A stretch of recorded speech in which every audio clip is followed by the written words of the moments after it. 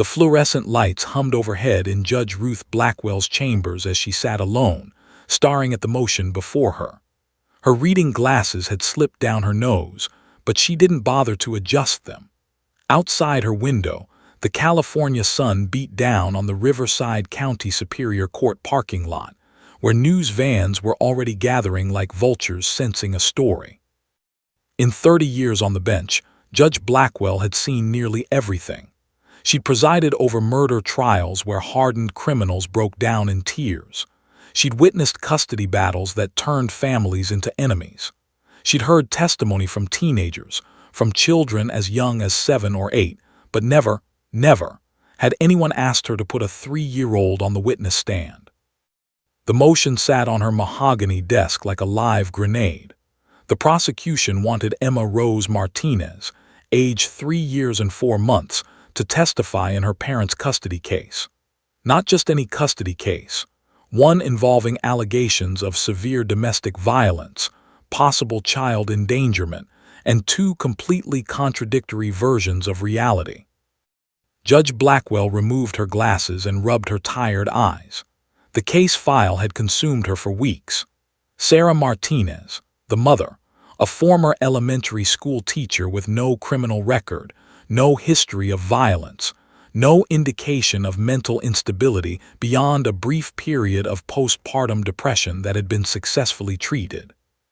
Then there was David Martinez, the father, owner of a successful construction company, respected in the community, active in his church, with character witnesses lining up to vouch for him. 2 people, 2 stories. Only one could be telling the truth. Sarah claimed that David had been abusive throughout their marriage, that his violence had escalated after Emma's birth, culminating in a terrifying assault 18 months ago where he'd pushed her down the basement stairs while their daughter watched from her high chair. She had medical records from that night, bruised ribs, a sprained wrist, contusions consistent with a fall. She had 911 calls made from a neighbor's phone. She had 18 months of documented shelter stays, restraining orders, and police reports. David claimed that Sarah had fabricated everything during a postpartum mental health crisis.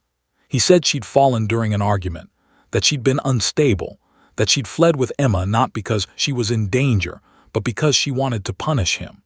He had text messages showing Sarah's struggles with depression. He had neighbors who testified they'd never heard arguments or violence. He had his own medical expert who claimed Sarah's injuries could have been self-inflicted or accidental.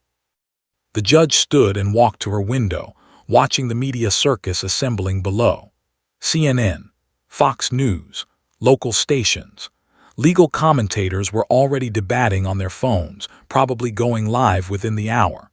This case had captured the nation's attention because it represented something terrifying. The complete inability to determine truth when 2 articulate, believable adults told opposite stories about their private lives. That's why the prosecution had filed this motion. That's why they wanted Emma. She's the only witness, Assistant District Attorney Maria Gonzalez had argued passionately in chambers the week before. Emma was there. Emma saw what happened. We have child psychologists who have evaluated her. She's verbal, she's intelligent, and she can distinguish between truth and lies. Yes, she's young, but shouldn't her voice matter? Doesn't she have the right to tell her own story? Defense attorney Robert Chen had practically exploded. Your Honor, this is unconscionable. A 3-year-old's memory is about as reliable as a weather forecast 6 months out. Children that age are incredibly suggestible. They confuse dreams with reality, stories with experiences. The prosecution wants to coach a toddler to parrot her mother's allegations, and that's not justice. That's child abuse disguised as legal procedure. Judge Blackwell had taken the motion under advisement, promising a decision within a week. That week had been the longest of her career. She'd researched precedents. There were cases of young children testifying, 5-year-olds, 6-year-olds in abuse cases, but 3. The psychological literature was mixed. Some studies showed that even very young children could provide accurate testimony about significant events they'd experienced. Others showed how easily their memories could be contaminated by repeated questioning, by the suggestions of adults, by their own developing imaginations. And yet, what was the alternative? Without Emma's testimony, Judge Blackwell would have to make a decision that would affect this child's entire life based solely on the conflicting statements of two adults, one of whom was definitely lying. If she gave custody to Sarah and Sarah was fabricating the abuse, she'd be destroying a father's relationship with his daughter based on false allegations. If she gave custody to David and he truly was violent, she'd be sending a child back into a dangerous home. The judge returned to her desk and picked up a photo from the case file. Emma Martinez stared back at her, a tiny girl with a mop of dark curls, enormous brown eyes, and a gap-toothed smile. She was holding a stuffed bear in the photo, taken at her 3rd birthday party just months ago. She looked so small, so innocent, so utterly unaware that the entire trajectory of her life hinged on decisions being made in wood-paneled rooms she'd never seen. Could a child that young bear the weight of testimony? Could she handle the pressure, the confusion, the trauma of being questioned about the worst moments of her short life? Or would the experience itself cause more damage than any custody decision ever could? Judge Blackwell's phone buzzed. Her clerk, "They're ready for you in the courtroom, Your Honor." It was time. She gathered her papers, straightened her robes, and took a deep breath. The decision was made. She'd spent sleepless nights agonizing over it, consulting with child development experts, praying for wisdom she wasn't sure she possessed. But she'd made her choice. As she walked down the corridor toward the courtroom, she could hear the murmur of the crowd inside. Every seat would be filled. Reporters, legal observers, advocacy groups on both sides, everyone wanting to witness history. The bailiff opened the door, and 200 people rose to their feet. All rise. The Superior Court of Riverside County is now in session, the Honorable Ruth Blackwell presiding. She took her seat at the bench, looking out over the sea of faces. Sarah Martinez sat at the plaintiff's table, her hands clasped so tightly her knuckles were white. Her attorney, Maria Gonzalez, had a hand on her shoulder. Across the aisle, David Martinez sat ramrod straight in an expensive suit, his expression unreadable. Robert Chen shuffled papers with practiced confidence. Judge Blackwell cleared her throat. The room fell into absolute silence. "I've given careful consideration to the prosecution's motion regarding the testimony of Emma Martinez," she began, her voice steady despite the hammering of her heart. "This court recognizes the unprecedented nature of this request and the serious concerns raised by the defense regarding the reliability and appropriateness of testimony from such a young child." She paused, making eye contact with both Sarah and David. "However, this court also recognizes that Emma Martinez is the only witness to the events in question. After consultation with child development experts and careful review of the psychological evaluations, I find that Emma demonstrates sufficient cognitive ability and understanding to potentially provide relevant testimony." Sarah's gasp was audible, David's jaw clenched visibly. "Therefore, the court will permit Emma Martinez to testify, subject to strict conditions designed to protect her welfare. Her testimony will be conducted via closed-circuit television in a child-friendly environment with a trained psychologist present. Questions will be pre-approved by this court. The proceedings will be recorded and can be halted at any time if I determine the child is experiencing undue stress." The gavel came down with a crack that seemed to split the room in two. "The court will hear from Emma Martinez 1 week from today. We are adjourned." As Judge Blackwell retreated to her chambers, the courtroom erupted into chaos behind her. Reporters rushed for the exits, phones already at their ears. Sarah collapsed against her attorney, sobbing. David stormed out, his legal team scrambling to follow. And somewhere across town, in a small apartment decorated with drawings of flowers and rainbows, 3-year-old Emma Martinez played with her dolls, completely unaware that in 7 days, the entire world would be listening to her every word. Sarah Martinez hadn't slept in 3 days. She sat at her tiny kitchen table in the cramped two-bedroom apartment she now called home, staring at a cold cup of coffee that had been poured hours ago. The apartment was in a rundown complex on the east side of Riverside, far from the spacious suburban house where she'd once lived with David, far from the life she'd once believed was her happily ever after. Through the thin walls, she could hear her neighbor's television, the bass thumping from the unit above, the constant hum of traffic on the street below. But it was the silence from Emma's bedroom that held her attention. Her daughter was finally asleep after another night of bad dreams, clutching Mr. Snuggles, the worn teddy bear that had been her constant companion since the night they'd fled. The night that changed everything. Sarah closed her eyes, but that only made the memories more vivid. 18 months ago felt like yesterday and a lifetime ago all at once. She could still feel the cold tile of the kitchen floor under her bare feet, could still smell the burnt dinner she'd accidentally overcooked while trying to soothe a fussy Emma.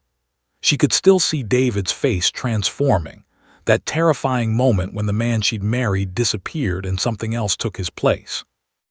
It hadn't started that way. It never does, she'd learned at the domestic violence shelter during those mandatory counseling sessions. David had been charming when they'd met 6 years ago at a mutual friend's barbecue. He was ambitious, successful, attentive. He'd courted her with flowers and romantic dinners, had proposed on a beach in Maui at sunset. Their wedding had been picture perfect, 200 guests, a designer dress, a 5-tier cake. The first time he'd grabbed her arm too hard during an argument, she'd told herself it was stress from the business. The first time he'd shoved her against a wall, he'd apologized so profusely, had cried, had sworn it would never happen again. She'd believed him because she'd wanted to, because she'd loved him, because she'd thought love was enough. Then Emma arrived. Sarah opened her eyes and pulled out her phone, scrolling to a photo from Emma's first birthday party. The little girl was covered in chocolate cake, laughing with pure joy. David stood beside Sarah in the photo, his arm around her waist, both of them smiling. No one looking at that picture would have guessed that just hours before it was taken, David had punched a hole in their bedroom wall during a fight about Sarah's mother visiting too often. The violence had escalated after Emma's birth. David resented the time Sarah devoted to their daughter. He accused her of neglecting him, of letting herself go, of being a bad wife. When Emma cried at night, he'd rage about the noise. When Sarah was exhausted from round-the-clock feedings, he'd complain about the messy house, the lack of home-cooked meals, the absence of his needs being met. Sarah had started walking on eggshells, trying to keep Emma quiet, trying to keep the house perfect, trying to keep David happy. It never worked.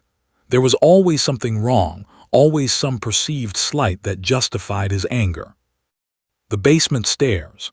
Sarah's hand trembled as she touched her left wrist, feeling the slight bump where it had healed imperfectly after being sprained. That night haunted her dreams. Emma had been 14 months old, sitting in her high chair with pureed carrots smeared across her face. Sarah had been cleaning up after dinner when David came home from work in one of his moods. She'd said something. She couldn't even remember what, and he'd exploded. "You're useless," he'd screamed, his face inches from hers. "You sit around all day doing nothing while I work my ass off to support this family." "David, please, not in front of Emma." That's when he'd shoved her, hard. Her back hit the counter, knocking the wind from her lungs. She tried to move away, tried to get between him and Emma, but he'd grabbed her shoulders and pushed her toward the open basement door. She remembered the sensation of falling, the steps rushing up to meet her, the crack of her wrist against concrete, the explosion of pain in her ribs. She remembered lying at the bottom of those stairs, struggling to breathe, hearing Emma's screams from above. David had appeared at the top of the stairs, his face pale.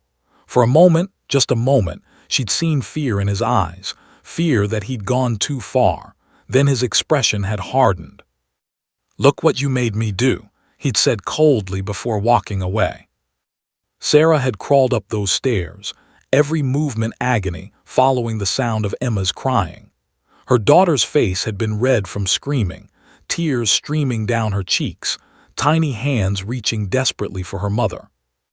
In that moment, holding Emma while pain radiated through her broken body, Sarah had known. If she stayed, one of them would end up dead. She'd waited until David left for a business trip 2 days later. With a borrowed phone and the clothes on their backs, Sarah had taken Emma to the First Step domestic violence shelter on the other side of town. The counselors there had saved their lives, helping her navigate restraining orders, custody filings, police reports. They'd given her a safe place to sleep, resources to rebuild, and the courage to believe she deserved better. But belief wasn't evidence, hope wasn't proof. A soft sound from Emma's bedroom pulled Sarah from her memories. She quickly walked down the short hallway and gently pushed open the door. Emma was still asleep, but her face was scrunched up, her small body twitching. Another nightmare. Sarah sat on the edge of the bed and smoothed Emma's dark curls back from her forehead, humming softly. Gradually, Emma's face relaxed. Sarah watched her daughter sleep, this tiny person she would die to protect, and felt the crushing weight of what she was about to ask her to do. In 4 days, Emma would sit in a room with cameras and strangers and be asked to remember the worst moments of her short life. She would be questioned about things no 3-year-old should have to remember, let alone articulate. And Sarah was the one who'd agreed to it. The guilt was suffocating. "I'm so sorry, baby," she whispered, tears sliding down her cheeks. "I'm so sorry." Her phone buzzed with a text from Maria Gonzalez, her attorney, meeting tomorrow at 10 a.m. to prep for Dr. Owen's evaluation. "How are you holding up?" Sarah didn't respond. How could she explain that she was simultaneously terrified Emma would have to testify and terrified she wouldn't? That every scenario felt like a betrayal. That she lay awake at night wondering if she was protecting her daughter or damaging her beyond repair. She thought about David's smug face in the courtroom, his expensive lawyers, his parade of character witnesses all testifying to what a wonderful man he was. She thought about his mother on the stand, crying about what a devoted father he'd been, how he'd never missed Emma's doctor appointments or bedtime stories. All true. David had been capable of being a loving father when he wasn't being a monster. That was the thing about abusers that nobody understood until they'd lived it. They weren't monsters all the time. If they were, it would be easier to leave. David could be funny, charming, generous. He could make Emma laugh until she couldn't breathe. He could apologize so sincerely you'd believe he'd changed. But Sarah had learned that the good moments didn't erase the bad ones.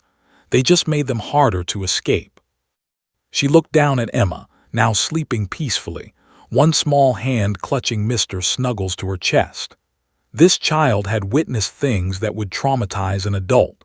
She'd heard her mother's screams, seen violence that no toddler should ever see, lived with fear as her constant companion.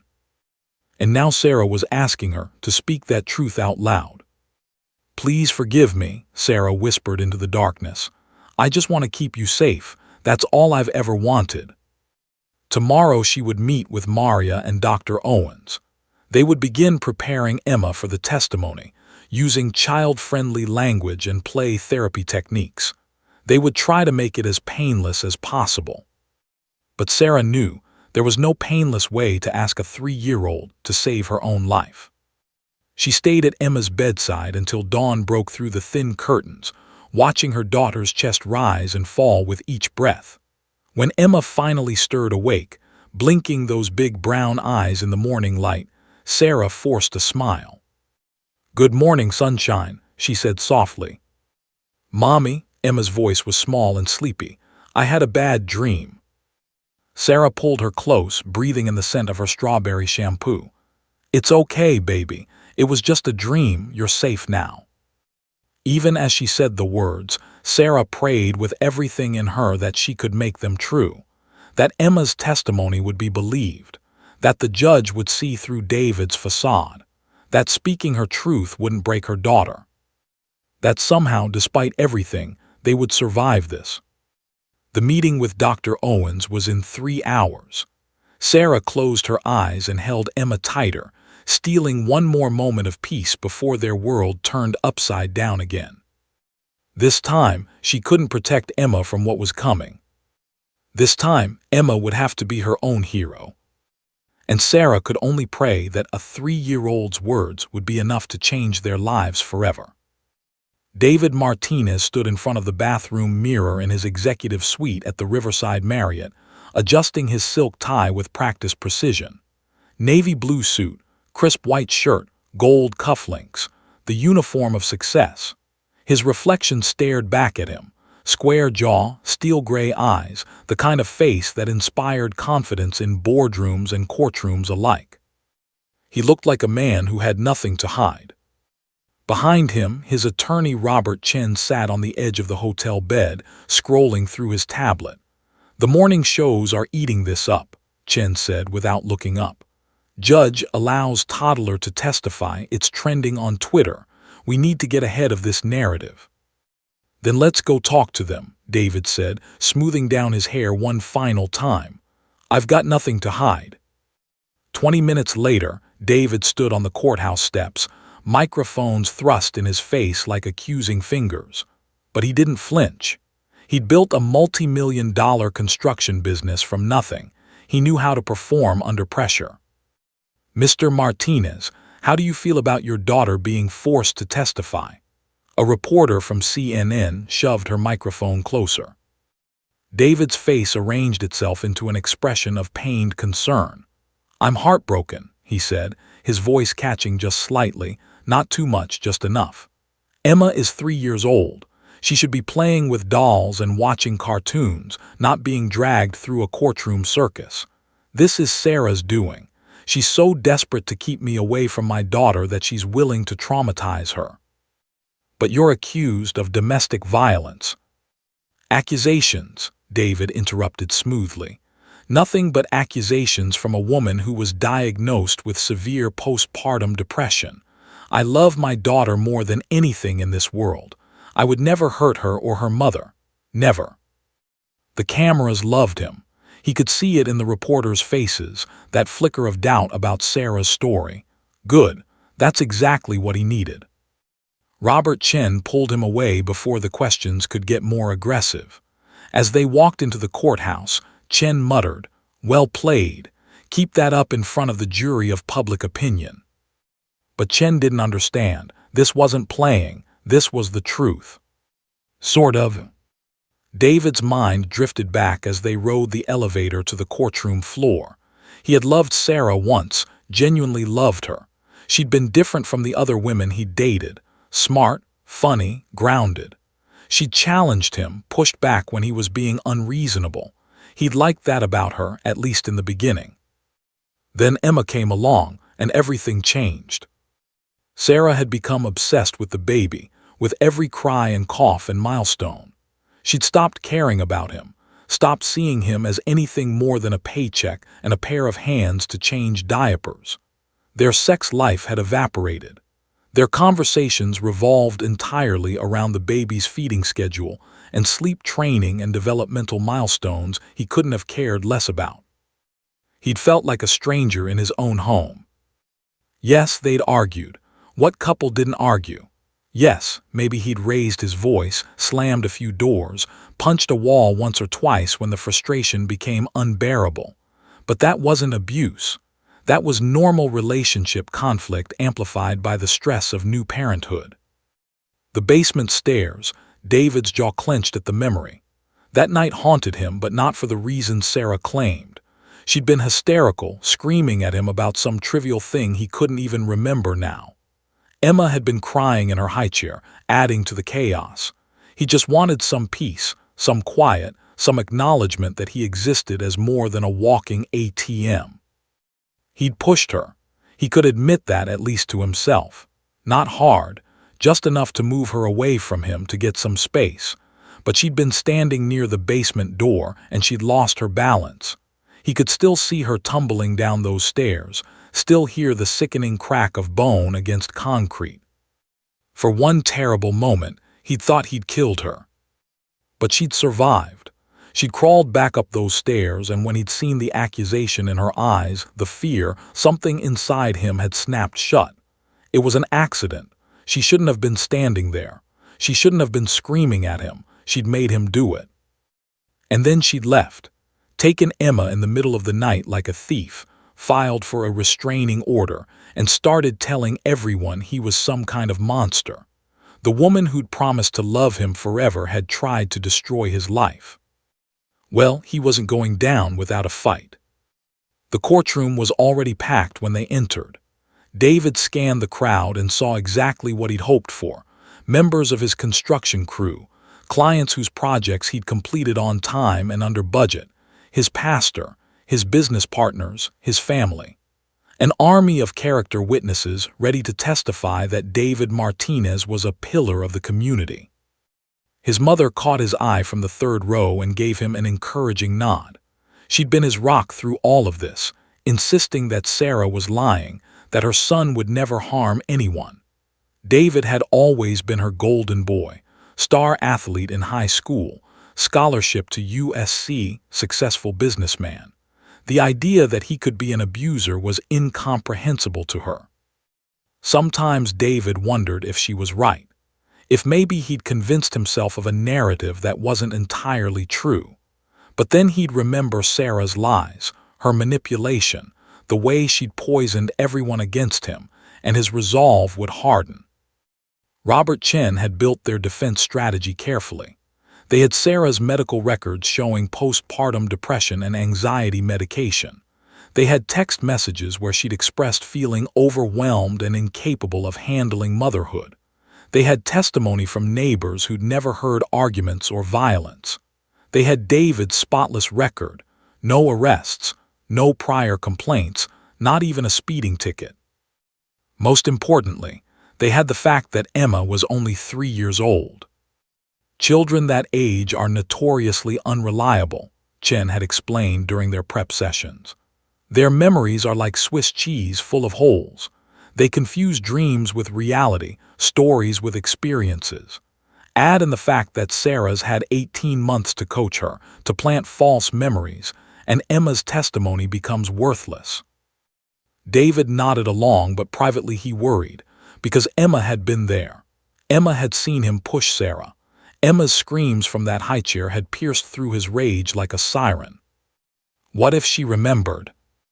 No, she was 3. 3-year-olds barely remembered what they had for breakfast, let alone traumatic events from 18 months ago. And even if she did remember something, Chen would shred her testimony on cross-examination. He'd expose the inconsistencies, the coaching, the unreliability. David's phone buzzed with a text from his sister Jennifer. "We're all here for you. You've got this. Emma will come home soon." He smiled. Jennifer had been amazing through all of this, organizing the character witnesses, managing the family, making sure everyone stayed on message. She'd testified earlier in the week about what a devoted father David had been, bringing photos of him and Emma at Disneyland, at the beach, at her second birthday party. Nobody could fake those smiles. Nobody could manufacture that bond. Sarah had taken his daughter away from him, had poisoned her against him, had tried to make him out to be some kind of monster. But the truth was simpler. Sarah had mental health issues. Sarah had fallen during an argument. Sarah had fabricated abuse allegations to punish him for not being the perfect husband during her postpartum crisis.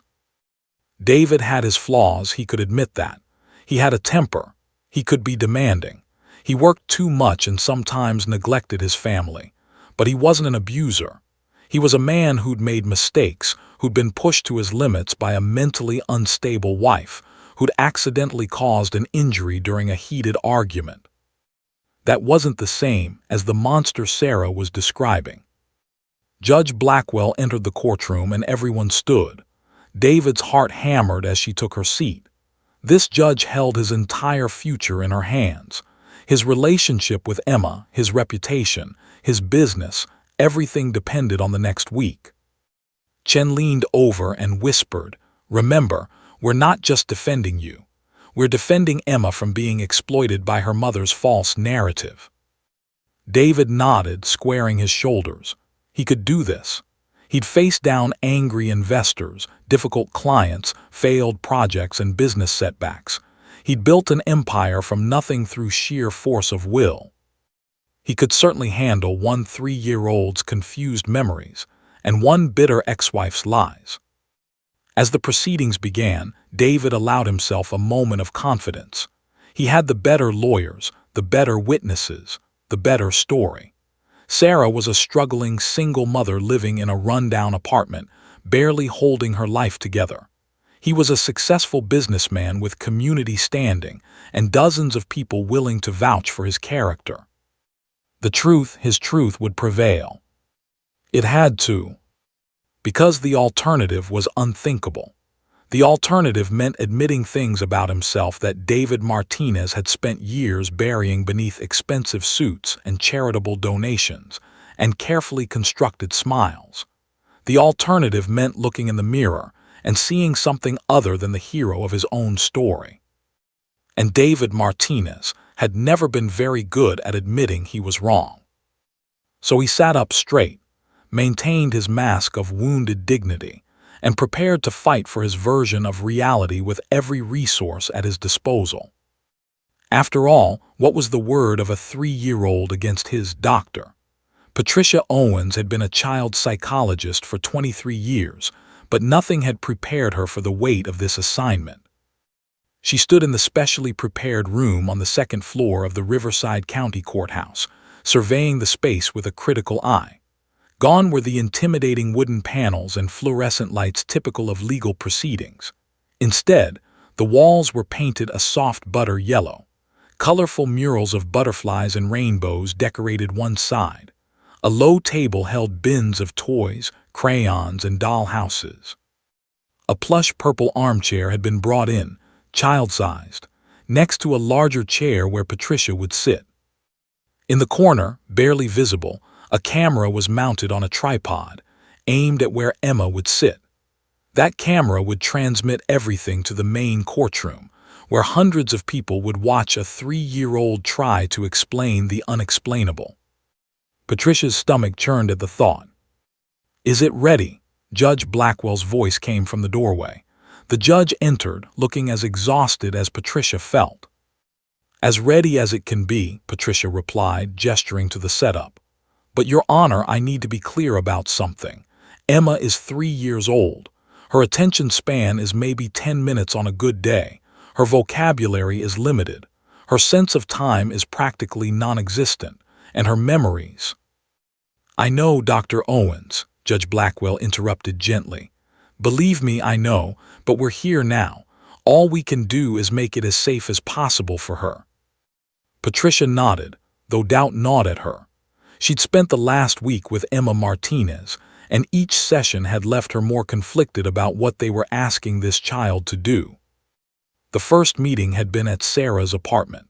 Emma had hidden behind her mother's legs, clutching that ratty teddy bear, Mr. Snuggles, peeking out with enormous brown eyes filled with suspicion. "Emma, this is Dr. Patricia," Sarah had said softly. "She's very nice. She wants to play with you." "I don't wanna," Emma had whispered. Patricia had knelt down to Emma's level, pulling out a colorful puppet from her bag. "That's okay.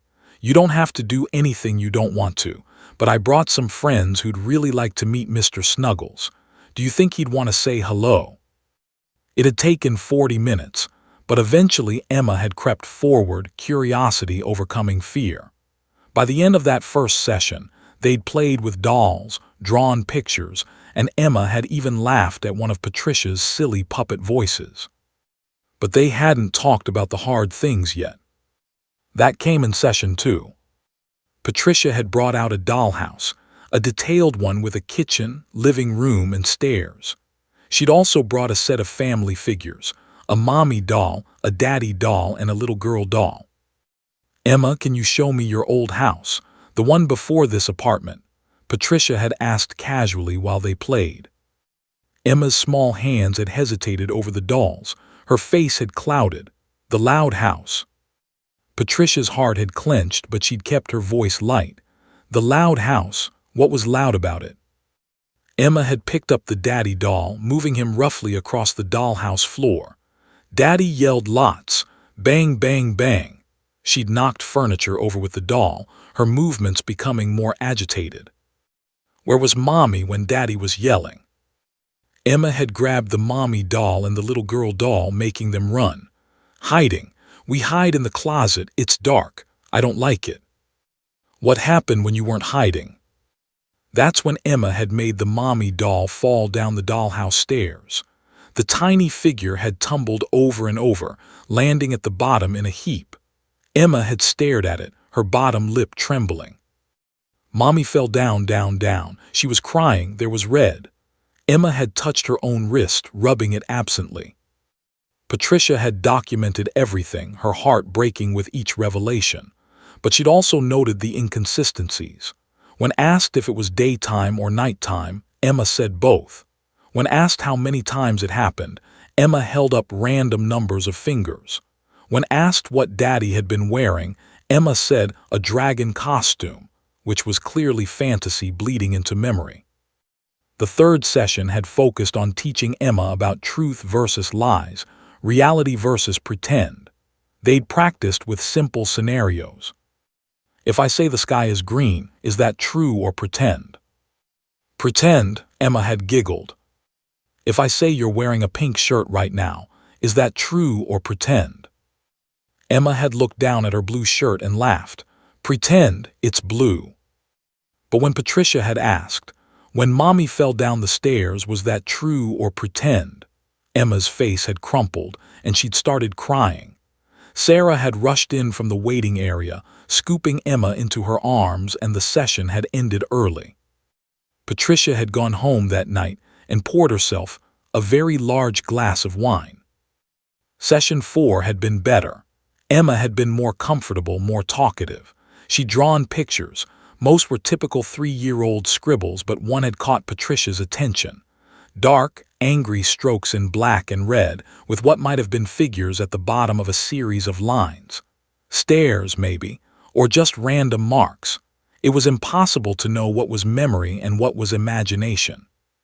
Tell me about your picture, Emma, Patricia had asked gently. The bad day, Emma had said matter-of-factly, already moving on to draw a rainbow. Now, standing in the testimony room, Patricia reviewed her notes one final time. She'd written a careful report for Judge Blackwell, outlining both the concerning details Emma had shared and the significant limitations of her memory and comprehension. She'd recommended 23 specific questions that could be asked without leading Emma, each phrased in language a 3-year-old might understand. The defense attorney, Robert Chen, had objected to 17 of them. The judge had approved 15. 15 questions. That's what Emma's entire future hinged on. 15 questions to determine if she stayed with her mother or returned to her father. 15 questions to uncover truth from the tangled web of a toddler's memory. The door opened and Sarah entered with Emma. The little girl wore a purple dress, her favorite color, and her hair was pulled back in pigtails. She looked impossibly small. "Hi, Dr. Patricia," Emma said, brightening when she saw the familiar face. "Hi, sweetheart. Look at this special room. Do you like it?" Emma's eyes went wide as she took in the murals, the toys, the cozy setup. "It's pretty. Can I play?" "Yes, you can play. And in a little while, we're going to talk about some things while that camera over there watches. Do you remember we practiced this?" Emma nodded, though Patricia could see the confusion in her eyes. How could a 3-year-old possibly understand the gravity of what was about to happen? Sarah knelt down, cupping Emma's face in her hands. "Baby, you're going to stay here with Dr. Patricia and play and talk, okay? I'll be right down the hall. You're so brave." "I don't want to be brave," Emma said, her voice small. "I want to go home." Sarah's eyes filled with tears. Patricia gently intervened. "How about we start with something fun? I brought new crayons. Want to see?"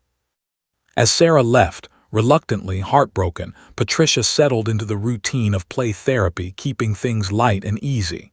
They drew pictures. They played with dolls. Patricia let Emma lead, following her rhythm, watching for signs of stress or confusion. In the main courtroom, the monitor flickered to life. 200 people watched a 3-year-old color outside the lines of a butterfly picture, completely unaware of the audience hanging on her every movement. Robert Chen leaned toward David. "Look at her. She has no idea what's happening. This is going to fall apart." But David didn't respond. He was staring at the screen, watching his daughter, and something in his chest felt tight. Emma looked so small, so vulnerable. For a moment, just a moment, he wondered if he was the monster Sarah claimed. Then he pushed the thought away. In the testimony room, Patricia checked her watch. Almost time. She pulled out a picture book about telling the truth that she'd read with Emma before. "Emma, do you remember what we talked about? About true things and pretend things?" Emma nodded seriously. "True is real, pretend is make-believe." "That's right. And today we're going to talk about some true things. Some things that really happened. Is that okay?" Emma looked uncertain, hugging Mr. Snuggles tighter. "Will Mommy be mad?" "No, baby, Mommy won't be mad. You're being very brave." "I don't like brave," Emma whispered. Patricia's heart shattered, but she smiled gently. "I know, sweetheart, but you're doing great. Now let's start with something easy. Can you tell me your whole name?" "Emma Rose Martinez." "And how old are you?" Emma held up 3 fingers proudly. "This many." Patricia glanced at the camera, then back at Emma. There was no more delaying. It was time. "Emma, I need to ask you about your old house, the one before the apartment. Can you tell me about the loud times?" Emma's smile faded. Her grip on Mr. Snuggles tightened. In the courtroom, every person leaned forward. The testimony had begun. In the main courtroom, 200 people held their collective breath as Emma Martinez's face filled the large monitor. The little girl sat in the purple armchair, her legs dangling a foot off the ground, swinging slightly. Mr. Snuggles was clutched against her chest like a shield. Sarah Martinez gripped Maria Gonzalez's hand so tightly her knuckles turned white. Across the aisle, David sat frozen, his jaw clenched, watching his daughter on the screen. Dr. Patricia Owen's voice came through the speakers, gentle and warm. "Emma, I need to ask you about your old house, the one before the apartment.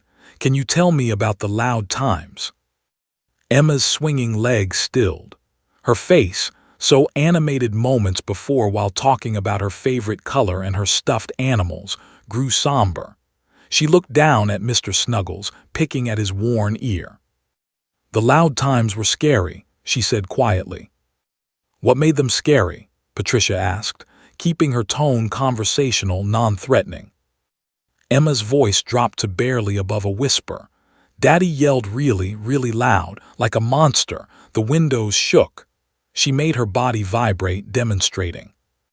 In the courtroom, a woman in the gallery gasped softly. Judge Blackwell's eyes never left the screen. "What else happened during the loud times?" Patricia continued. Emma hugged Mr. Snuggles tighter. "Crashing noises. Bang, like this." She clapped her small hands together suddenly, making several people in the courtroom jump. "And Mommy cried. She cried lots and lots." "Where were you when Mommy was crying?" "In my chair, the eating chair." Emma mimed, sitting with a tray in front of her. "I had carrots, orange ones. They were yucky." Patricia nodded encouragingly. "And you could see Mommy from your eating chair." Mommy was by the kitchen. And Daddy," Emma's voice caught. She looked directly at the camera, her brown eyes enormous and glistening with tears. "Daddy was really, really mad." Sarah pressed her hand over her mouth, tears streaming down her face. David's attorney, Robert Chen, scribbled notes furiously, already cataloging every inconsistency, every vague statement. "What did Daddy do when he was really mad?" Patricia asked, her voice still gentle but deliberate. Emma's bottom lip trembled. He pushed Mommy. The courtroom erupted in whispers. Judge Blackwell's gavel cracked sharply. Order. Silence fell again, everyone straining to hear Emma's small voice. Can you tell me more about that, Emma? What happened when Daddy pushed Mommy? Emma set Mr. Snuggles down on her lap and used her hands to demonstrate, pushing one palm against the other. Like this, hard, and Mommy went back. She made a tumbling motion with her hands. Down the stairs. Boom, boom, boom, boom. Each boom she slapped her hands together. The stairs at your old house, Patricia clarified. The downstairs to the dark place. Emma shuddered visibly. I don't like the dark place, it has spiders. Did you see Mommy go down the stairs? Emma shook her head, her pigtails swishing. I heard it. Boom, boom, boom, then crying. Mommy was crying really bad. Patricia paused, letting the weight of Emma's words settle. In the courtroom, nobody moved. Nobody breathed. Emma, after Mommy fell down the stairs, what did you do? I cried too. I wanted Mommy. I screamed and screamed, but Daddy didn't get her. Emma's voice cracked, tears now sliding down her cheeks. Mommy was hurt. She had boo-boos. Do you remember what kind of boo-boos? Emma touched her own wrist. Here, it was purple and big, and she couldn't pick me up for lots of days 'cause it hurt her. Sarah was openly sobbing now, remembering the agony of those days after the fall, unable to lift her daughter with her sprained wrist, trying to hide the bruises from Emma while knowing her child had seen everything. Patricia handed Emma a tissue, giving her a moment. You're doing really well, sweetheart. I know this is hard. Emma wiped her nose, then picked up Mr. Snuggles again, hugging him close. Can I stop now? I want Mommy. Just a few more questions, okay? You're so brave. Emma nodded reluctantly, though fresh tears pooled in her eyes. Emma, when Daddy gets really mad like that, are you scared? Yes, Emma whispered. I hide. Me and Mr. Snuggles hide in the closet in Mommy's room. It's dark and smells like Mommy's shoes, but it's safe there. How many times did you hide in the closet? Emma held up her hand, fingers splayed. This many, or more, lots and lots. When Daddy yells, we hide. And does Daddy know you're hiding? Emma shook her head vigorously. No, we're super quiet, like mice. Squeak, squeak. She made a tiny squeaking sound that would have been adorable in any other context. Robert Chen leaned toward David and whispered, she's inconsistent about numbers. Can't establish timeline. We can use this. But David wasn't listening. He was staring at the monitor, watching his daughter describe hiding from him in closets, and something in his chest felt like it was cracking open. Patricia continued, following the carefully approved script. Emma, I want to ask you something important. When you think about Daddy, how do you feel? Emma's response was immediate and visceral. Her whole body seemed to shrink into the chair. Scared, she whispered. My tummy hurts when I think about Daddy, like butterflies, but bad butterflies, scary butterflies. Are you scared of Daddy right now, even though he's not here with you? Emma nodded, fresh tears spilling over. Is he gonna be mad at me for telling? Patricia's heart broke. No, sweetheart, you're not in trouble. You're being very honest, and that's a good thing. But Daddy says I'm not supposed to tell secrets. He said bad things happen when you tell. The courtroom went deadly silent at this statement. Even Chen stopped writing. What kind of bad things? Patricia asked carefully, though this question wasn't on the approved list. Emma's voice dropped to barely audible. He said if I told anybody about the loud times, Mommy would go away forever. He said they'd take her away and I'd never see her again. Sarah let out a sound somewhere between a sob and a gasp. Maria Gonzalez quickly pulled out her phone, typing notes. This was new information, potentially evidence of witness intimidation. Judge Blackwell leaned forward, her expression grave. Patricia pushed gently. When did Daddy tell you this, Emma? When he came to see me, at the place with the toys. Emma's face scrunched up, trying to remember, Before we went to the apartment, there was a lady there watching us, but Daddy whispered it when she wasn't looking. David's face had gone pale. Chen was writing frantically now, but he looked worried. If Emma was describing a supervised visitation where David had threatened her. "Emma," Patricia said gently, "do you want to go back to living with Daddy?" The question hung in the air like a bomb waiting to explode. Emma looked directly into the camera, straight into the lens, as if she could see through it to the courtroom beyond, to her father sitting there in his expensive suit. Her answer was clear, certain, and devastating. "No," she said firmly. "I want to stay with Mommy. I don't want to go back to the loud house. I don't want to hide in closets anymore. I don't want Daddy to push Mommy down the stairs again." She paused, then added with the brutal honesty only a 3-year-old possesses. "I love Daddy, but I don't want to live with him. He's too scary." The courtroom erupted. People were crying openly, spectators, reporters, even the court stenographer dabbed at her eyes. Judge Blackwell didn't even bother with her gavel this time, simply called for a recess, her own voice thick with emotion. On the monitor, Emma had started crying in earnest now, calling for her mommy. Patricia immediately ended the session, turning off the camera and gathering the little girl into her arms. "You did so good, sweetheart. You were so brave. Mommy's coming right now." But in the main courtroom, the damage, or the truth, depending on perspective, had been done. Sarah ran from the courtroom toward the testimony room, desperate to hold her daughter. David sat motionless, his face ashen, staring at the now blank monitor. His attorney was already planning the cross-examination, building arguments about coaching and suggestibility. But everyone in that courtroom had just heard the same thing. A 3-year-old child, in her own simple words, had just described a household of terror. She'd spoken of violence, of fear, of hiding in closets. She'd spoken truth in the only language she knew. And the silence that followed her words was deafening. Robert Chen had been a defense attorney for 18 years, and he'd cross-examined murderers, fraudsters, and career criminals without breaking a sweat. But as he sat in the testimony room the next morning, preparing to question a 3-year-old child, his hands were shaking. The room looked different with him in it. His presence somehow made the cheerful murals seem garish. The toys scattered around appear staged. Emma sat in the purple chair again, but this time she was even more hesitant, her eyes darting nervously between Chen and Dr. Owens, who remained present per the judge's orders. In the main courtroom, the monitor flickered to life again. The gallery was even more packed than yesterday, if that was possible. Everyone wanted to see what would happen when a high-powered attorney faced off against a toddler. "Hello, Emma," Chen began, his voice carefully modulated to sound friendly.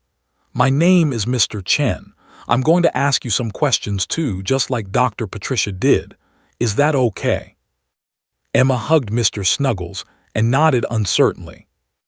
"Emma, yesterday you talked about the loud times at your old house. Do you remember that?" "Yes," Emma whispered. "Can you tell me when these loud times happened? Was it a long time ago or just a little while ago?"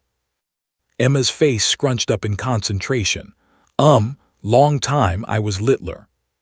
"How much littler?" Emma shrugged, her legs swinging again. "I don't know, littler." Chen made a note. "Do you remember what season it was? Was it cold outside or warm? Was it snowing?" "Cold, I think, or maybe. There were leaves, orange leaves." Emma's voice was uncertain now, questioning herself. "So it was fall or winter?" "I don't know," Emma said, her bottom lip starting to tremble. "I don't remember." In the courtroom, Chen's associate attorney whispered to David, "Perfect. She can't establish a timeline. Memory is clearly unreliable." Chen continued, keeping his tone gentle. "Emma, you said Daddy pushed Mommy down the stairs. Did you see Daddy push Mommy?" Emma paused, her face showing confusion. I heard it. The boom, boom, boom." "But did your eyes see Daddy push Mommy? Or did you hear noises and Mommy told you what happened? I saw, no, I heard. Emma's confidence was crumbling. Mommy was crying, there was pushing and falling. But Emma, where were you sitting? In my eating chair. And where was the basement door? Emma pointed vaguely. Over there by the kitchen. Could you see the basement door from your eating chair? Emma's face showed increasing distress. I think so, maybe. It was far away. Chen pressed carefully. Emma, you're 3 years old now, right? Yes, this many. She held up 3 fingers. And you were littler when this happened, you said. So you were maybe 1 year old. 1.5. I don't know, Emma said, tears welling in her eyes. If you were 1 year old, would you have been able to remember things very well? Objection, came Dr. Owen's voice, unusually sharp. That's beyond her capacity to understand. Chen nodded, rephrasing. Emma, do you remember what you had for breakfast yesterday?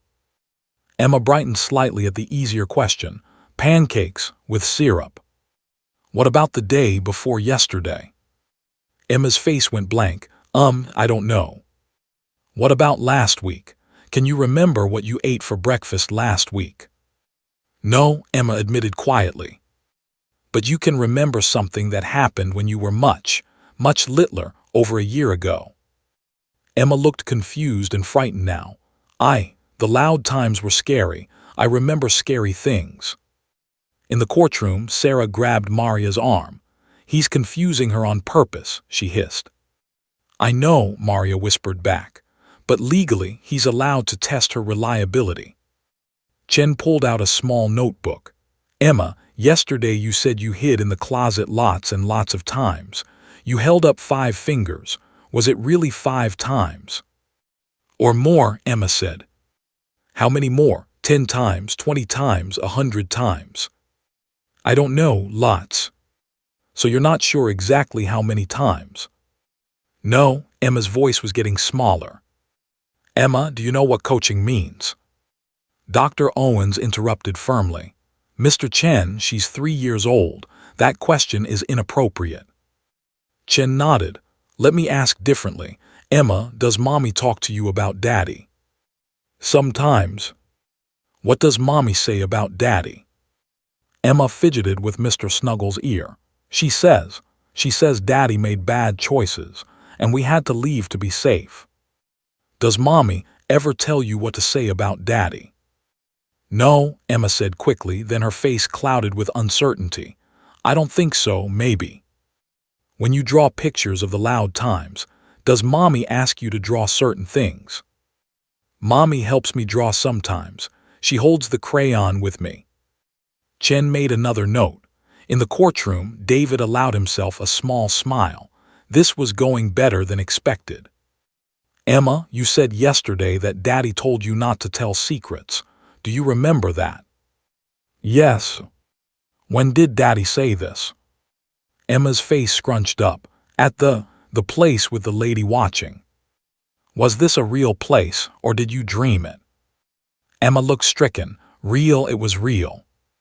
But sometimes you have dreams that feel real, don't you? Yes, but do you have bad dreams about Daddy? Emma nodded, tears now flowing freely. So some of the scary things about Daddy might be from dreams, not from real life. I don't know, Emma cried out. I don't know what's dreams anymore. I want Mommy, I want to stop. Dr. Owens immediately intervened. Mr. Chen, I'm calling this session. Emma is clearly in distress. Just 2 more questions. No, we're done. Patricia turned off the camera feed and gathered Emma into her arms as the little girl sobbed. In the courtroom, chaos erupted. Sarah was crying, standing up to rush to her daughter. David looked conflicted, part triumphant, part disturbed at his daughter's breakdown. Judge Blackwell called a recess, but the damage was done. Emma's testimony, so compelling the day before, now appeared riddled with uncertainty. Over the next 2 days, the battle shifted to expert witnesses. Dr. Michael Harrison, the prosecution's expert in childhood trauma and memory, took the stand. He was a grandfatherly man with wire-rimmed glasses and 40 years of experience. Children Emma's age can absolutely remember traumatic events, he testified. Trauma creates what we call flashbulb memories, vivid sensory impressions that stick with children. The fact that Emma can't remember what she had for breakfast last week is irrelevant. She remembers the sound of her mother falling, the feeling of fear, the act of hiding. These are encoded differently in the brain. Maria Gonzalez asked, Dr. Harrison, the defense has suggested Emma's memories might be contaminated by her mother's influence. Is that possible? Possible, yes, likely in this case. No, Emma's memories have specific sensory details, the sound of the falls, the color of the bruises, the smell of the closet. These aren't things adults typically plant. They're the kind of details children notice and remember organically. But then the defense put up their own expert, Dr. Susan Winters, a cognitive psychologist specializing in false memories. Children Emma's age are highly suggestible, Dr. Winters testified, her voice crisp and professional. Their memories are like clay, easily molded by repeated questioning, by the expectations of adults around them, by stories they hear over and over. Emma has been living with her mother for 18 months, hearing Sarah's version of events, being taken to therapists and counselors. It's entirely possible, even probable, that what Emma thinks she remembers is actually a constructed narrative based on what she's been told. Chen asked, is it significant that Emma can't establish a timeline or that she confuses whether she saw events versus heard them? Extremely significant, Dr. Winters replied. It suggests memory fragmentation and uncertainty. A reliable memory, even in a young child, would have more coherence. Emma's testimony shows all the hallmarks of a contaminated or false memory. The dueling experts left the courtroom divided. Legal analysts on the courthouse steps debated furiously.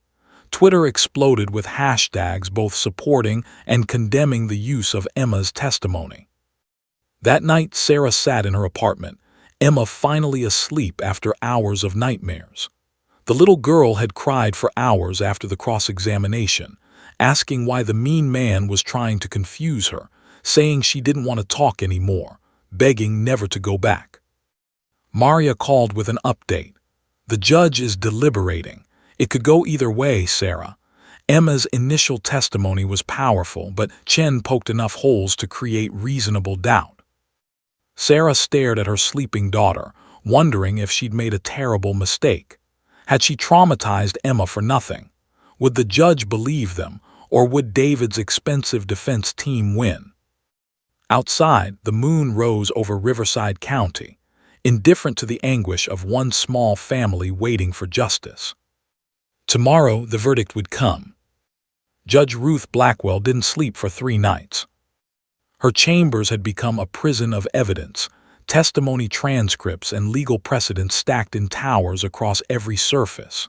The video of Emma's testimony played on her laptop for the 7th time, the little girl's voice echoing in the empty room. I love Daddy, but I don't want to live with him. He's too scary. Ruth paused the video on Emma's tear-streaked face and rubbed her burning eyes. 30 years on the bench, and this was the decision that would define her career, maybe her entire life. On her desk lay 2 draft rulings. One granted Sarah sole custody. The other granted David joint custody with a transition plan. She'd written both, trying to logic her way through an impossible choice, but her pen kept hovering over the signature line on each, unable to commit. The legal questions swirled in her mind like a hurricane. Was Emma's testimony reliable? The defense expert had been convincing about childhood memory contamination. But that sound Emma had made, boom, boom, boom, that visceral demonstration of her mother falling downstairs. Could a 3-year-old fabricate that? Could Sarah have coached such specific details? Ruth stood and walked to her window, watching the sun rise over Riverside for the 3rd morning in a row. Down below, protesters had already gathered. One group held signs reading "Believe Children and Protect Emma."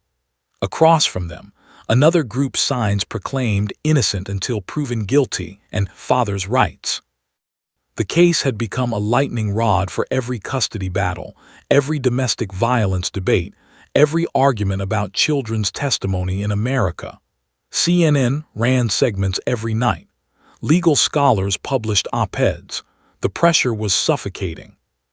But pressure wasn't supposed to influence justice.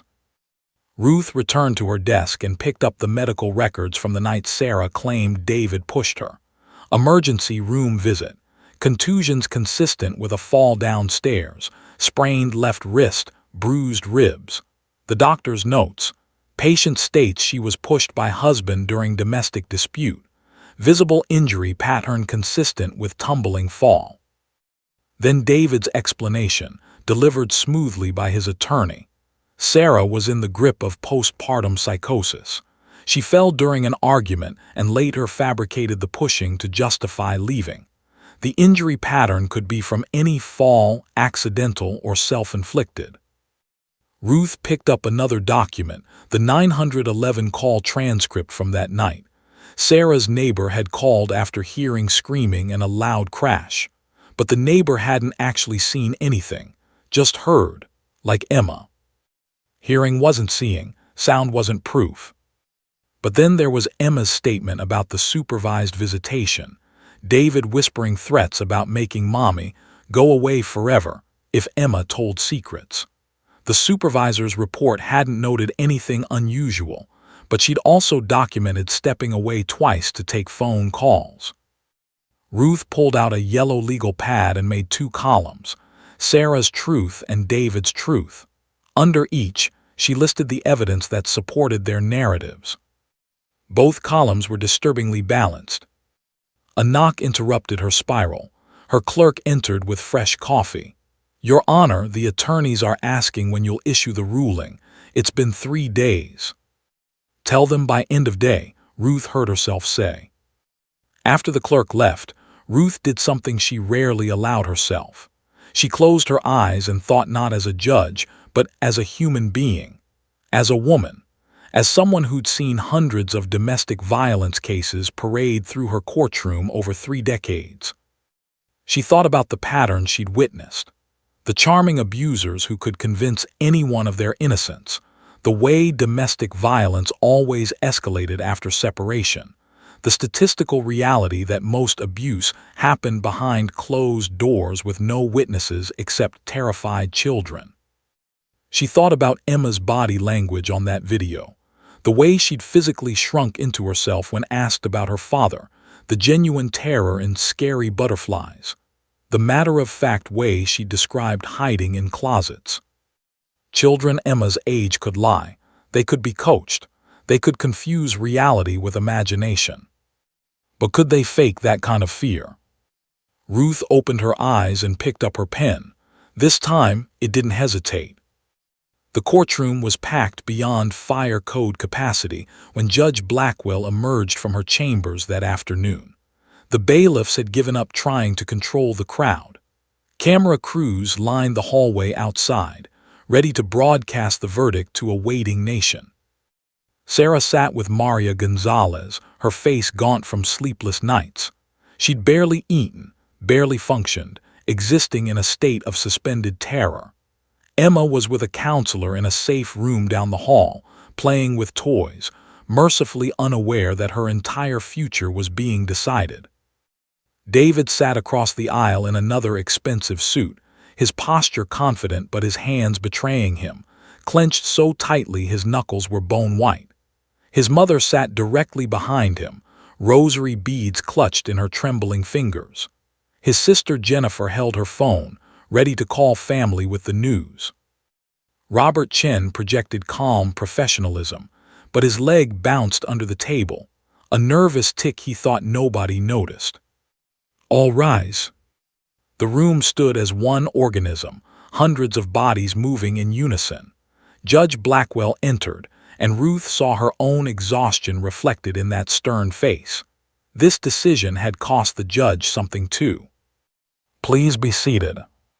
The rustle of clothing, the creak of benches, then suffocating silence. Judge Blackwell adjusted her reading glasses and began.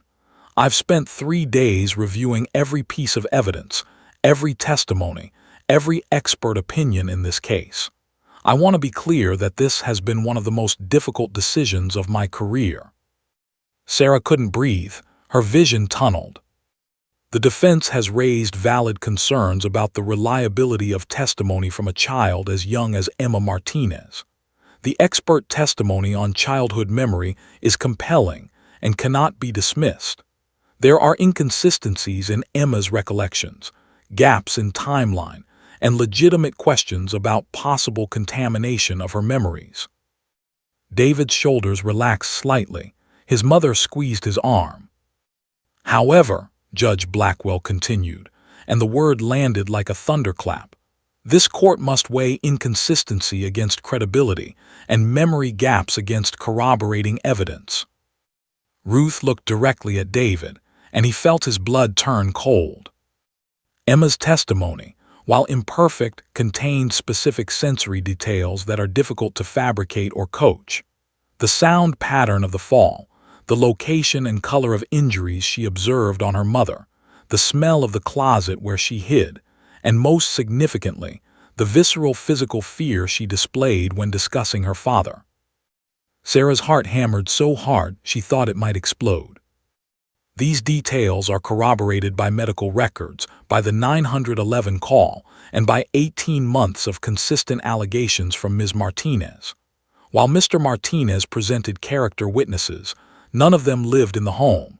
None witnessed the private dynamics of this marriage. And critically, Emma's statement about being threatened during supervised visitation, if true, demonstrates consciousness of guilt. David leaned forward, his confident facade cracking. The defense expert testified that children Emma's age can create false memories. The prosecution expert testified that traumatic memories in young children often persist with remarkable accuracy. Both are correct. The question before this court is, which scenario fits the evidence? Judge Blackwell removed her glasses, making eye contact with every person in that courtroom. After careful deliberation, this court finds by preponderance of the evidence that domestic violence did occur in the Martinez household, that Emma was a witness to this violence, and that her testimony, despite its imperfections, is substantially credible. Sarah's sob echoed through the room. Therefore, this court grants sole legal and physical custody of Emma Rose Martinez to her mother, Sarah Martinez. The courtroom exploded. David shot to his feet, face reddening. This is insane. You're believing a 3-year-old over. Mr. Martinez, sit down. Judge Blackwell's gavel cracked like a gunshot. Visitation will be supervised only. Ruth continued over the chaos, contingent upon Mr. Martinez completing a minimum of 1 year of domestic violence counseling and anger management therapy. He must also undergo psychological evaluation. Visitation schedule will be reviewed in 6 months, with possibility of expanded access if significant progress is demonstrated. David was shaking, his attorney trying to hold him back from approaching the bench. Furthermore, Mr. Martinez is ordered to have no direct contact with Ms. Martinez except through attorneys and supervised visitation coordinators. Any violation of this order will result in immediate suspension of all parental rights. The gavel came down one final time. This court is adjourned. Judge Blackwell stood quickly, retreating to her chambers before the full weight of what she'd done could suffocate her. Behind her, the courtroom descended into pandemonium. Sarah collapsed into Maria's arms, sobbing uncontrollably, relief, terror, grief, and joy all crashing through her at once. David stormed toward the exit, shoving past reporters, his face a mask of rage and disbelief. "We're appealing," he shouted to anyone who would listen. "This isn't over." But it was over, at least for now. In the safe room down the hall, Emma looked up as Sarah burst through the door. Her mother swept her into her arms, Holding her so tightly, Emma squeaked, "Mommy, why are you crying?" "Happy tears, baby," Sarah managed through her sobs. "We get to stay together. We're safe now. We're safe." Emma didn't fully understand, but she hugged her mother back, feeling the tension finally drain from the body that had held her every night for 18 months. Outside, the sun was setting over Riverside County, painting the sky in shades of purple, Emma's favorite color. Justice, imperfect and human and costly, had finally spoken. And a 3-year-old girl who'd found the courage to tell her truth could finally stop being brave. 6 months later, Emma Martinez sat cross-legged in the grass at Riverside Park, completely absorbed in watching a monarch butterfly land on a dandelion. The autumn sun filtered through the trees, painting everything in golden light. She wore purple sneakers, still her favorite color, and her dark curls were pulled back with butterfly clips. She had no memory of the courtroom, no recollection of the testimony that had captivated a nation. The cameras, the questions, the weight of the world watching her, all of it had dissolved like morning fog, leaving no trace in her young mind. Dr. Patricia Owens had explained this to Sarah during one of their follow-up sessions. Children Emma's age rarely retain memories of stressful events, especially ones outside their normal context. Her brain is protecting her. The courtroom, the testimony, it'll be like it never happened. And it was true. When Sarah had gently asked Emma a month after the verdict if she remembered talking to Dr. Patricia in the special room, Emma had looked confused. "What room?" "With the butterflies," she'd asked, probably thinking of the murals. Sarah watched her daughter now from the park bench, her heart full in a way she'd forgotten was possible. They'd moved into a better apartment, 2 bedrooms, a small balcony, in a safer neighborhood. Sarah had returned to teaching part-time at a local elementary school. The shelter counselors had helped her rebuild credit, create a budget, and rediscover the woman she'd been before David. Life wasn't perfect. They still had hard days. Emma still had nightmares sometimes, though less frequently now. They attended therapy together every week, play therapy for Emma, trauma counseling for Sarah. Healing wasn't linear, their therapist reminded them. Some days felt like progress, others felt like sliding backward. But they were safe, and that changed everything. "Mommy, look," Emma ran over, cupping something in her small hands. "A ladybug, she's so pretty. Can we take her home?" Sarah smiled, examining the tiny spotted insect. "Ladybugs are happiest outside, baby, but we can visit her here anytime." Emma considered this, then gently released the ladybug onto a flower. "Bye, ladybug, I'll come see you tomorrow." The innocence in that moment, the simple joy of a child discovering nature, made Sarah's throat tight with emotion. This was what she'd fought for, not courtrooms or legal victories, but this, her daughter getting to be a child. Her phone buzzed. A text from Maria Gonzalez. The appeal was officially denied this morning. "It's over, Sarah, really over." Sarah closed her eyes, letting the relief wash over her. David had spent 6 months and probably hundreds of thousands of dollars fighting the verdict. His legal team had filed motion after motion, arguing judicial bias, improper admission of testimony, errors in the expert witness selection. They'd lost every single one. The appeals court had issued their final ruling that morning. The trial judge acted within appropriate discretion given the unique circumstances. The best interests of the child were properly prioritized. Appeal denied. It was truly over. David had completed the court-mandated counseling. Sarah knew this only through the official reports filed with the court. He'd been attending supervised visits with Emma twice a month at a family services center. Emma's therapist reported that the visits were adequately managed, though Emma always came home quieter, more withdrawn. The therapist had explained, "Emma doesn't remember the specific incidents, but her body remembers. Trauma lives in the nervous system. When she sees David, something in her recognizes a threat, even if her conscious mind doesn't understand why." Sarah wondered if Emma would ever have a healthy relationship with her father. She hoped so, not for David's sake, but for Emma's. Every child deserved to feel safe with both parents, but safety had to come first, and David still had a long road ahead.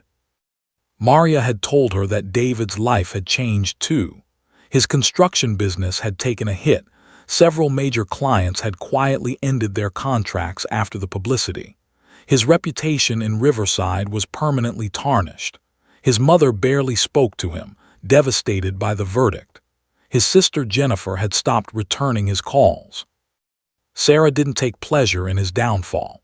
She felt something more complicated, a mixture of sadness for what might have been, relief for what would never be again, and lingering fear that his resentment might one day turn dangerous. "We have to stay vigilant," Maria had warned. "Keep the restraining order active. Document everything. Men like David don't usually accept defeat gracefully." But so far, David had followed the court's orders. Whether that was true change or strategic compliance, time would tell. At the park, Emma had found a friend, another little girl around her age, and they were building an elaborate stick house for imaginary fairies. Sarah watched them play, their laughter carrying on the breeze, and thought about the case that had consumed their lives. The legal community was still discussing it. Martinez v. Martinez had become cited precedent in family courts across 3 states. Law schools used Emma's testimony as a case study in balancing children's rights with evidentiary standards. Advocacy groups had both praised and condemned the decision. Judge Ruth Blackwell had written an article for a legal journal published just last month. "The Weight of Small Voices: Rethinking Children's Testimony in Family Court." Sarah had read it 3 times, crying each time. Judge Blackwell wrote, "In 30 years on the bench, no case has haunted me like Martinez v. Martinez. Did I make the right decision? I've asked myself that question every day for 6 months. But then I remember Emma's face on that monitor, the genuine fear in her eyes, and I know that protecting children, even when the evidence is imperfect, even when the process is painful, must be our highest calling. If we cannot trust that children know when they feel unsafe, what message does that send?"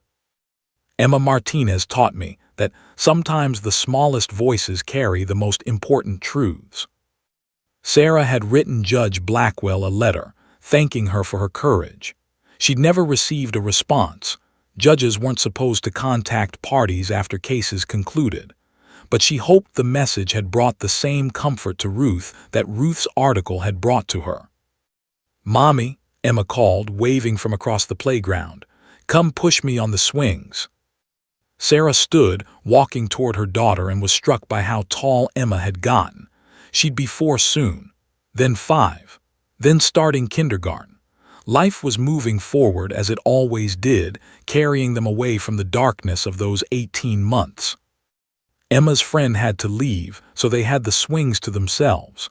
Sarah pushed gently, watching Emma's legs kick out with joy, her laughter rising toward the clouds. "Higher," Emma squealed. "I want to touch the sky." "Hold on tight, baby." As Emma soared upward, suspended between earth and heaven for just a moment, Sarah saw their future stretching out before them. It wouldn't be easy. Trauma didn't disappear just because a judge ruled in your favor. Emma would probably struggle with relationships, with trust, with understanding what healthy love looked like. She'd need therapy for years, maybe forever.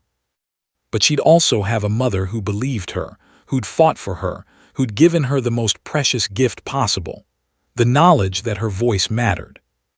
"Mommy, do you think Dr. Patricia still has those toys?" Emma asked suddenly as the swing slowed. Sarah's heart skipped. "Why, baby, do you remember Dr. Patricia?" Emma thought for a moment, her face scrunched in concentration. "I think, maybe, there was a room with butterflies, and I was talking about something important." She paused, uncertain. "Or maybe I dreamed it." "Maybe you did dream it," Sarah said gently, not wanting to reawaken painful memories. "But Dr. Patricia is a real person, and she thinks you're very brave." "Brave like a superhero." "Braver than any superhero," Sarah said, her voice thick with emotion. Because superheroes are make-believe, but you're real. Emma seemed satisfied with this answer and returned to swinging. Within minutes, she was singing a made-up song about ladybugs and fairies, the conversation already forgotten. As the sun began to set, painting the sky in shades of orange and pink, Sarah helped Emma down from the swing. They walked hand in hand back to their car, Emma chattering about everything and nothing, the shapes of clouds, the taste of her favorite ice cream, whether butterflies could talk to each other. Normal, beautifully, wonderfully normal. Before getting in the car, Sarah knelt down to Emma's level. "Hey, baby, I want to tell you something." "What, mommy?" "I'm so proud of you, and I love you more than all the stars in the sky." Emma giggled, throwing her arms around Sarah's neck. "I love you more than infinity butterflies." As they drove home, Emma fell asleep in her car seat, Mr. Snuggles clutched to her chest.